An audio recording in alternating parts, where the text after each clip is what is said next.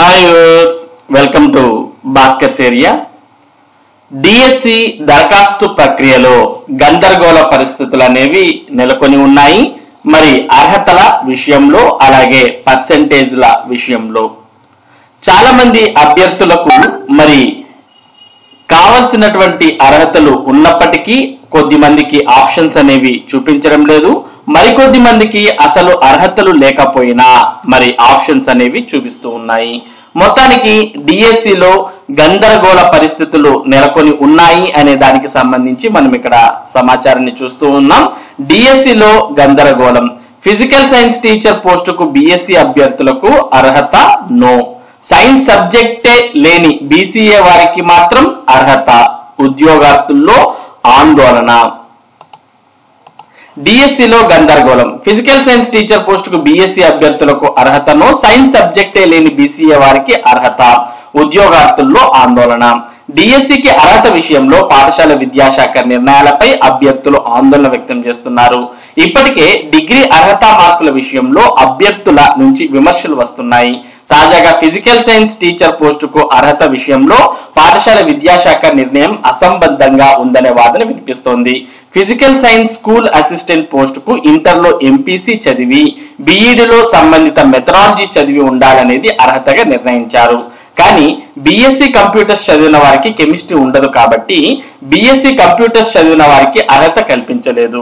అయితే bachelor of computer applications BCA చదివిన వారికి మాత్రం ఆ పోస్టుకు అర్హత కల్పించారు. బీసీఏ మొత్తం కంప్యూటర్స్ పైనే ఉంటుంది.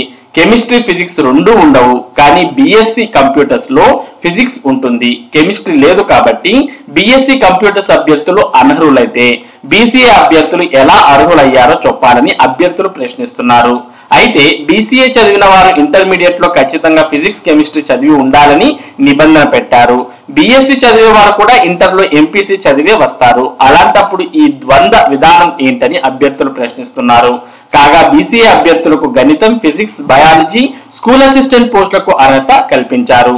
ఈ నేపథ్యంలో బిఎస్సి చదివిన వారికి కూడా న్యాయం చేయాలని అభ్యర్థులు డిమాండ్ చేస్తున్నారు. మామూలుగా ఫిజికల్ సైన్స్ టీచర్ గా మరి అప్లై చేసుకోవాలి అనుకుంటే బిఎస్సిలో ఎంపీసీ సబ్జెక్ట్ అంటే maths, physics, chemistry 3 optional subjects గా మరి చదివినటువంటి వారు మాత్రమే ఫిజికల్ సైన్స్ టీచర్ కు అర్హులు.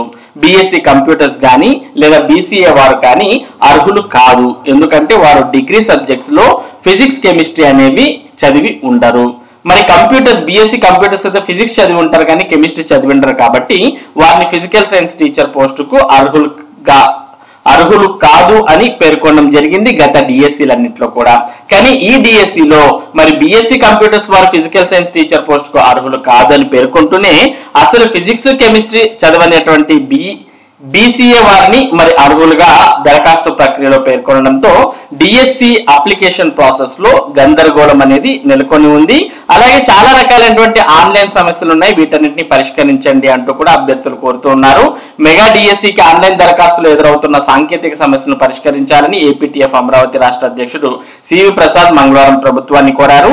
10వ తరగతి ఇంటర్ కనీస మార్కులు 45-50% ఉంటేనే దరఖాస్తును సాఫ్ట్వేర్ అనుమతిస్తోందని దీన్ని సవరించాలని అభ్యర్థించారు. అభ్యర్థులకు డిగ్రీలో కనీస మార్కులు 50% ఉన్నా 10వ తరగతి ఇంటర్లో 45% కంటే తక్కువ మార్కులు ఉన్నందున స్కూల్ అసిస్టెంట్ పోస్టులకు దరఖాస్తు చేసుకోవడానికి అవకాశం లేకుండా పోతోందని అన్నారు.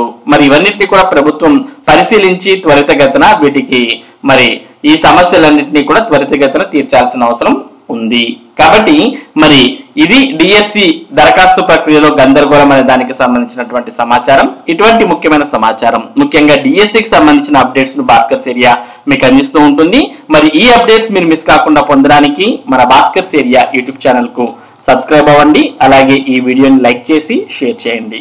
Thank you for watching this video.